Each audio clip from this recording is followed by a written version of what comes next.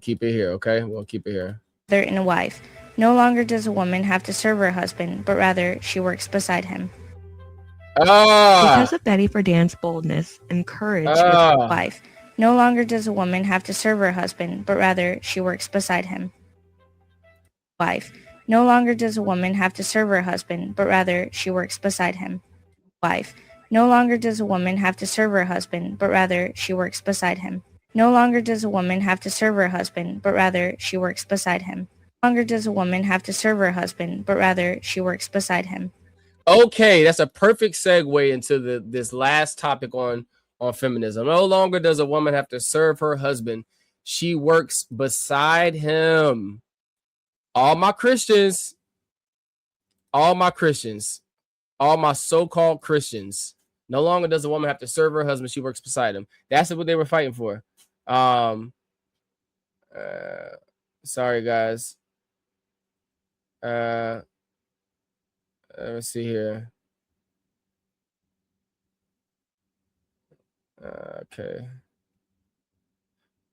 Okay. No longer does a woman have to serve her husband, but she gets to work beside him as a partner. Let's go to Genesis 3:16. This is only for my Christians, my so-called Bible believers, the ones that believe the scriptures, those in holiness, my Catholics. This is for them. If you're not any of them, that's fine. You can hear it too, but you're not going to believe it because it's not your worldview. But this is supposedly our worldview. Now, this is what they were fighting for in the 1960s. The woman don't need to serve her husband. She needs to be his equal. All right, Genesis 3:16. Unto the woman, he said, this is the father talking to Eve, talking about women. Unto the woman, he said, I will greatly multiply thy sorrow and thy conception.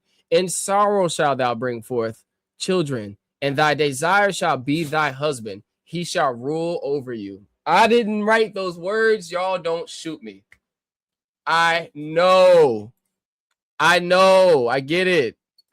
Those are cuss words in 2026. I get that, but I did not write those words. Okay? Let's change the banner too. I did not write those words. Okay? I just read them. And if you're a so-called Christian, I don't want you to be, but if you're mad at anybody, you need to be mad at the Most High, not me. Because I didn't write those words. Now, I don't want you to be mad at him. Because I'm not mad at him when he tells me I can't chase around women. It hurts me. Not gonna lie and say I'm not rebellious sometimes and chase women anyway. Because I'm not gonna hypocrite. I'm not gonna lie. I ain't gonna lie. It's convenient to hypocrite. I like to, but I ain't built like that, yo. I'm not gonna hypocrite. I like women. I really do. It's a vice of mine. It's probably my only true vice in life is women. And I fight it a lot, and sometimes I'm completely given over to my desires and lusts. I'm just gonna be honest, and I suggest all y'all be honest with each other. Don't say God knows I'm fighting it. Whatever it is you're going through. If you're not fighting it, you're not fighting it. Just be real about it. It doesn't make it okay, but you got to be honest with yourself. The first step in recovery is honesty. If you're fighting it, wonderful. If you're not fighting it, don't lie. I go through times in my life where I fight it. I go through times in my life where I'm completely content, not dealing with no woman, in my Bible, praying, fasting. And sometimes if I get away from that, I go through times in life where I want a woman and I go get a woman. And I deal with one for a period of time. I ain't gonna lie. And at that time that I'm doing it, I'm not fighting it. Now I know it's wrong. And I feel bad, don't get me wrong. But fighting it would mean I'm not putting myself in position to even do it. Right? And I willingly put myself in position to do that sometimes. I do. I really do. I don't feel good about that, but I'm honest because I'm gonna give you guys a objective perspective. I'm not gonna hypocrite because that's all I do is call out hypocrites. So I ain't gonna be one, not knowingly. I'm not gonna hypocrite. Whatever's good for the goose is good for the gander. Matthew 7. Judge lest not you be judged, you be judged in the same manner you judge others. And that's what I do. I judge people. We all do. Some of y'all just lie about it, but we all judge people. Some of y'all just really lie about doing it. I don't judge nobody. Yeah, okay. You do know that judging somebody is just forming an opinion on a person, right? So you're going to tell me you don't form an opinion on people? Liar. Okay. Okay, liar. We all judge people. But I judge myself by that same measure. If I determine to live my life fornicating, when I die, I'm going to have the lake of fire as my judgment place. That's a fact. I don't deny that. And that's a scary thought. But if I chase women around and continue to satisfy my flesh with women, that's where I'm going. Especially if I die in my sin. I feel bad saying that, but it's a fact. Let's reset real quick. I want to go back to what this woman just said, so I can just go back to now this 3:16 thing that directly contradicts this. Still go home and be a mother and a wife. No longer does a woman have to serve her husband, but rather she works beside him. That's what they told y'all. That's what the government told y'all. No longer does a woman have to serve her husband, but she gets to work beside him. She gets to be his partner. Where did the Most High say that was going to be a thing? Because if that's fine, if the Most High prophesied that in the latter days I'm going to have men and women be equal to each other, if that's what he prophesied, right? And so I'm going to have wives are now going to be partners with their husbands. If that's what the Most High said, then I'd say okay. If he said women would have to serve, men would have to serve women for how they did women so long, and in the last days I'm going to have men serve women, and that's the way it's going to be, I'd say okay.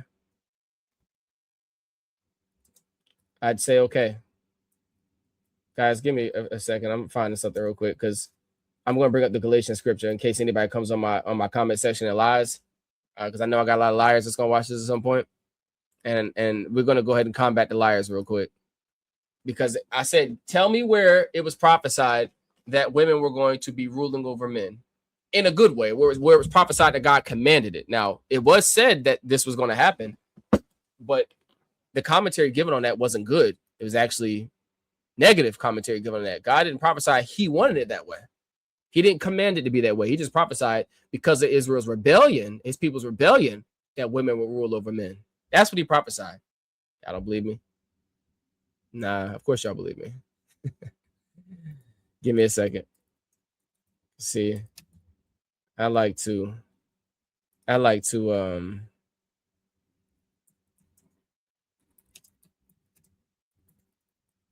pressers. Probably spelled that wrong. Bruh. Come on, cuz.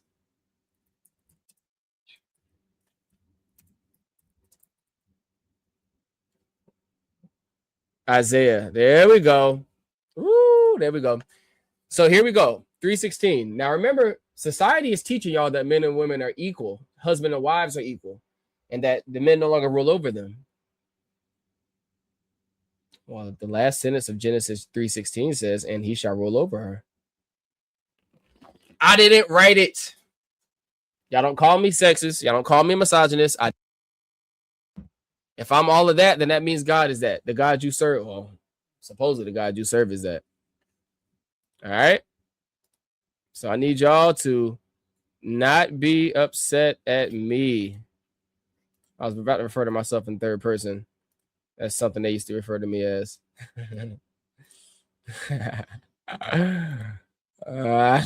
not going to do that. Being good today. All right. Unto the woman he said, I will greatly multiply thy sorrow and thy conception. In sorrow shalt thou bring forth children, and thy desire shall be to thy husband, and he shall rule over thee. Bruh, I didn't write it. Is that still valid today? Because that was Old Testament. Hey, murder, that was Old Testament. What did I say? Did I say murder? Oh, man. Did I say murder? Nah, y'all, I'm totally just trying to add, like, I don't want to be so serious with y'all, man. I want to be able to I got a joke. I don't want to make this so tense. It's been so tense this whole time. I got a joke with y'all. An old name I was called at one point in time was called murder in my past life. Okay, I'm in my mid-30s now, about to be in my upper 30s. This was my past life when I thought I was a little wannabe gangster. That's right, I was a wannabe. Just a little wannabe out there trying to be tough. Some of my inner circle, just my inner circle. Now, I'm not saying everybody called me this because there's going to be people that watch this go, everybody never called you that. Shut up. My inner circle did. There were those of my inner circle that called me murder. Not that I ever murdered anybody, guys. It's just, I'm just being jokester right now. Ha, ha, ha. Can we take a joke and laugh? All right? Don't be upset at murder. I'm just playing. I'm just trying to create some laughter here because I'm a very tense and intense person when I talk. And I understand that I don't want to make these streams just boring and me ranting and fussing everybody out. I don't want to do that. You understand? So I'm just being funny when I say murder. They're going to clip that. He a Christian. No, I'm not. I'm a Bible believer. But they're going to say, he a Christian. Stop. He a Christian. He calling himself murder? I'm not a Christian. I'm a Bible believer. And I believe it all. Anyways, guys, staying on point. Because see, I got the habit of jumping off point. Staying on point. But we're going to go back to Genesis chapter 1. We're going to break it all down, guys. I got to hurry up. We're going to break it all down. But let's go to this. What page am I sharing right now? I can't see what page I'm sharing. What is this? Oh, it's Genesis. Okay, it's Genesis. We got to go to 2 Timothy real quick. We're going to go to 2 Timothy.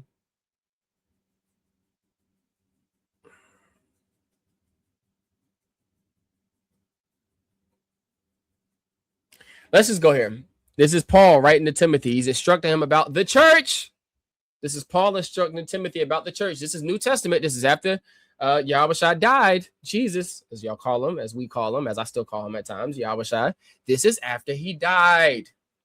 And he came and personally taught the Apostle Paul. Saul. I don't know his Hebrew name. They changed everything up. I'm still trying to figure that out, I guess. 1 Timothy chapter 2, verse 9, in like manner, he's instructing the church. Y'all do know church is the body of believers, the gathering of the assembly of Christ, the assembly of the Messiah. When his people gather together in his name, that is the church. It is not a building. At least not in this context. It's not a building.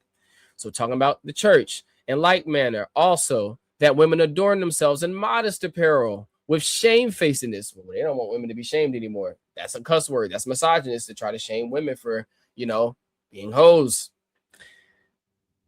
This time I live in. Adorn yourself in modest apparel with shamefacing it and sobriety. And how many of y'all be popping that Henny bottle? That Crown Royale. All that wine. Y'all wine bibbing. Well, I just got to be able to go to sleep. Yo, my son's in the background ad-libbing. Yo, this little boy's wild. He got me cracking up. Oh, I got to be able to... Oh, I ain't getting drunk. I just had a glass. You just had a glass. But you can barely talk. I can hear a little bit of slur. But I'm not drunk. But I can hear a slur. Girl, you better stop that. You better stop that. Now, what did Timothy say? What did Paul say to Timothy? In like manner also that women adorn themselves in modest apparel. Y'all wouldn't know nothing about nothing. Y'all love showing y'all cleavage and side boob and your cheeks behind and your thighs. Y'all love showing that. And don't get me wrong, I love seeing it. I ain't gonna lie. Feel bad. Just can't lie. Because I can think this in my mind and I can be on camera and just think it, but then say something different. And I can be hypocrite to myself and y'all would never know it. Like most of y'all streamers do. They just hypocrite to themselves.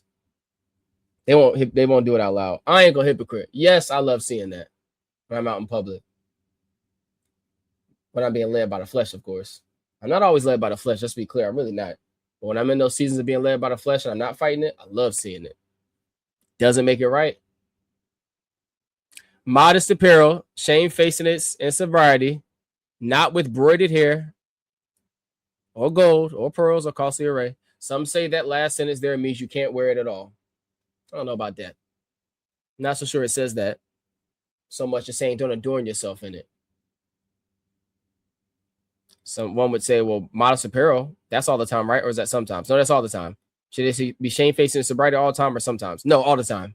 They should be that all the time. So murder, what makes the last sentence different when it says not with broidered hair? He's saying don't adorn yourself with that. He didn't say don't wear it. He did say in like manner that women adorn themselves in modest apparel. Don't adorn yourself with shamefacedness. He's saying adorn yourself with modest apparel, shamefaced, and sobriety. In other words, present yourself in modest apparel, shamefaced. It just means humble and being sober.